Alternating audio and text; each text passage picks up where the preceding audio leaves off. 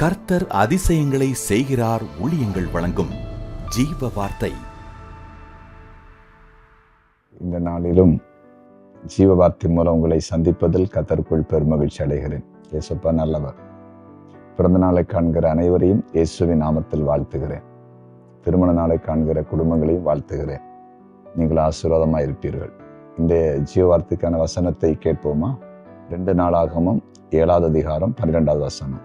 கர்த்தர் இரவிலே சாலமோனுக்கு தரிசனமாகி, நான் உன் விண்ணப்பத்தை கேட்டு இந்த ஸ்தலத்தை எனக்கு பலியிடும் ஆலயமாக தெரிந்து கொண்டேன். இன்றைய ஜீவார்த்தையின் தலைப்பு விண்ணப்பத்தை கேட்பார். இன்றைய ஜீவார்த்தையின் தலைப்பு விண்ணப்பத்தை கேட்பார்.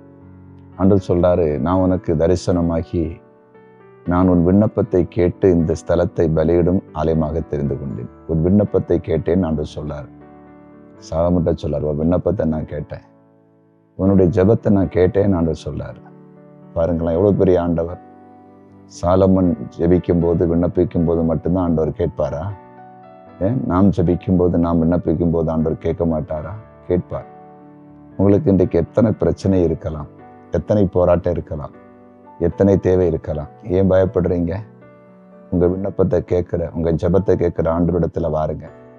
வந்து ஆண்டவர்கிட்ட கேளுங்க, ஏசப்பா என் கண்ணீரை துடைச்சிருங்க, எனக்கு சமாதானத்தை தாங்க, எனக்கு வேலையை தாருங்க, என் பிள்ளைய ரட்சிங்க அப்படின்னு கேட்டு பாருங்க. நிச்சயமாய் ஆண்டவர் அற்புதம் செய்வார். நிச்சயமாய் தேவன் அற்புதம் செய்வார். அவரால் முடியாத காரியம் ஒன்றும் இல்லை. அந்நாள் பாருங்கள், குழந்தை இல்லாம நிந்தனையினால் அவள் வேதனைப்பட்டு கொண்டிருந்த பொழுது ஆலயத்திலே வந்தாள், விண்ணப்பம் பண்ணினாள். எனக்கு ஒரு ஆண் பிள்ளை வேண்டும் என்று விண்ணப்பம் பண்ணினாள். ஆண்டவர் விண்ணப்பத்தை கேட்டார் அல்லவா? சாமுவேலை கொடுத்தார் அல்லவா? அதே ஆண்டவர் தான் நம்முடைய ஆண்டவர். இன்றைக்கே தீர்மானம் எடுத்துருங்க, நான் இனி பயப்பட போறதில்லை, இனி நான் கலங்க போறதில்லை.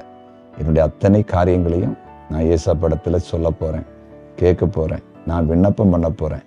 எனக்கு அவர் எல்லாவற்றையும் செய்து தரப்போகிறார். நிச்சயமாய் தருவார். மத்திய 7வது அதிகாரம் 7வது வசனத்தில் ஆண்டவர் சொல்லியிருக்கிறார், கேளுங்கள் அப்பொழுது உங்களுக்கு கொடுக்கப்படும், தட்டுங்கள் உங்களுக்கு திறக்கப்படும். மத்திய 7வது அதிகாரம் 8வது வசனத்தில் சொல்லியிருக்கிறார், கேட்கிற எவனும் பெற்றுக்கொள்ளுகிறான், கேட்கிற எவனும் பெற்றுக்கொள்கிறான். அதாவது விண்ணப்பம் பண்ணுகிற, ஜெபிக்கிற எல்லாருடைய விண்ணப்பத்தையும் கேட்க போகிறார், ஜெபத்தை கேட்க போகிறார். அற்புதம் நடக்க போகுது. விசுவாசிப்பீங்களா? ஒப்பு கொடுப்போமா? ஜெபிப்போமா?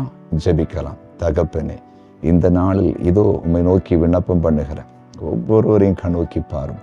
போராட்டங்கள் இருக்கலாம், நெருக்கம் இருக்கலாம், பிரச்சனை இருக்கலாம், எல்லாவற்றையும் கர்த்தர் மாற்றுங்க. எதை உம்மிடத்தில் கேட்கிறார்களோ அதை நீர் கொடுப்பீராக. நீர் சர்வ வல்லமையுள்ள தேவன், எங்கள் ஜெபத்தை கேட்கிறவர், எங்கள் மன்றாட்டை கேட்கிறவர், எங்கள் விண்ணப்பத்தை கேட்கிறவர்.